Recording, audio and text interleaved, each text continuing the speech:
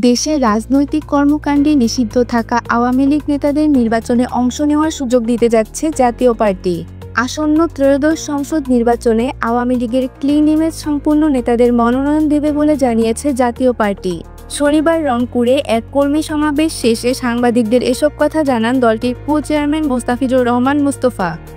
তিনি বলেন, ৩০০ আসনে জাতীয় পার্টি প্রার্থী দেবে। আওয়ামী লীগের সমর্থক, কিন্তু তার বিরুদ্ধে কোনো মামলা নেই এমন যোগ্য প্রার্থী পেলে আমরা অবশ্যই তাকে মনোনয়ন দেব।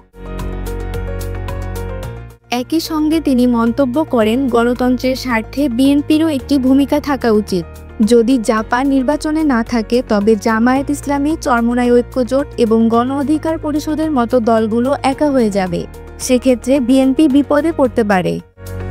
তিনি আরও বলেন, তারা দেখছে বিএনপি এগিয়ে আছে এবং রাষ্ট্র ক্ষমতায় যাবে। এখন বিএনপিকে আঘাত করতে গেলে পিআর পদ্ধতি বাস্তবায়ন ছাড়া নির্বাচনে যাওয়া যাবে না। জামায়াত ইসলামী এ ধরনের অজুহাত খুঁজে বিএনপিকে বিপদে ফেলার চেষ্টা করছে। জাতীয় পার্টির এই নেতা বলেন, আমার দল সবসময় গণতান্ত্রিক ধারার রাজনীতি করেছে। প্রতিটি জাতীয় সংসদ নির্বাচনে জাতীয় পার্টি অংশগ্রহণ করেছে, তাই আগামী নির্বাচনে দলটি অংশ নেবে।